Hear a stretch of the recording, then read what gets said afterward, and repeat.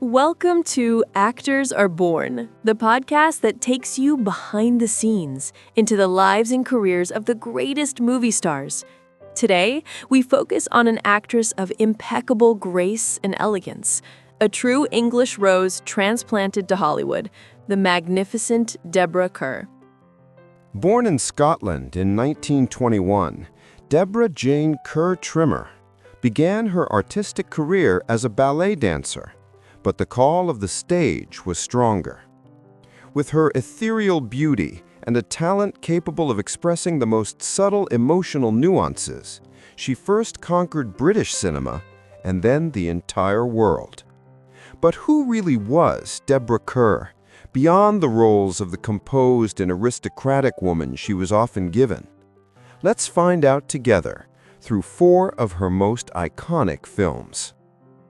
Our first stop is 1953, a Hawaiian beach destined to make cinema history. The film is From Here to Eternity, directed by Fred Zinnemann. Here, Deborah Kerr undergoes a daring transformation, shedding the skin of the proper lady to play Karen Holmes, the restless and passionate wife of an army captain. It is in this film that we find one of the most sensual and memorable scenes of all time, the overwhelming kiss on the beach with Burt Lancaster as the waves crash over their bodies.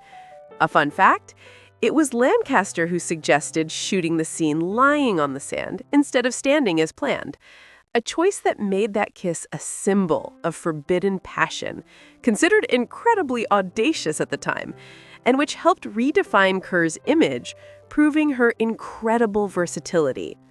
For this role, she received her second Oscar nomination, solidifying her status as a top star in Hollywood.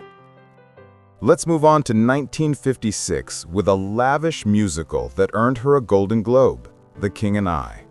Alongside the histrionic Yul Brynner, Deborah Kerr is Anna Leonowens, the English governess called to the court of the King of Siam. Her poise, elegance, and determination make her perfect for the role. But there is a secret, a little-known fact. The beautiful voice we hear in the songs is not hers. Although Kerr had prepared extensively, the production decided to have her dubbed by Marni Nixon, a ghost singer of exceptional talent who also lent her voice to Audrey Hepburn in My Fair Lady and Natalie Wood in West Side Story. Nixon worked side by side with Deborah Kerr, studying her every breath and movement to create a perfect symbiosis between acting and singing. The result is one of the most beloved performances in musical history, a magical union of 2 extraordinary artists. A year later, in 1957, Deborah Kerr gives us another unforgettable performance in An Affair to Remember, alongside the one and only Cary Grant. A remake of a film by the same director, Leo McCarey, the movie has become the emblem of romantic cinema. The story of Terry and Nikki, who fall in love during a cruise and agree to meet 6 months later at the top of the Empire State Building, has made generations of viewers dream. The chemistry between Kerr and Grant is palpable, a perfect balance of sophisticated comedy and heart-wrenching melodrama.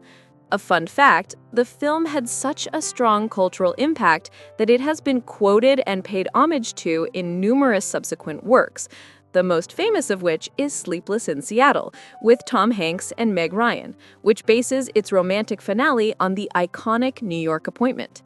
An Affair to Remember remains a testament to Kerr's ability to embody a deep and mature love with timeless sensitivity and grace.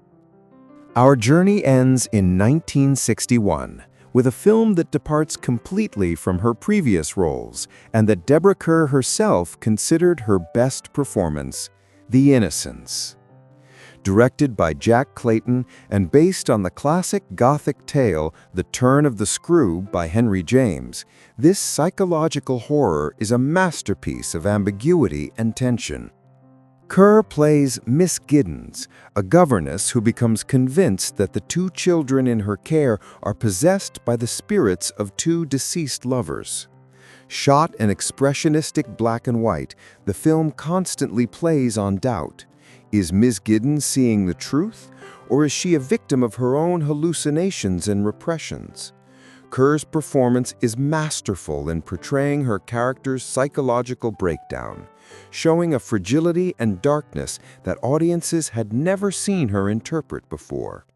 It is an acting tour de force that demonstrates once again her immense artistic depth.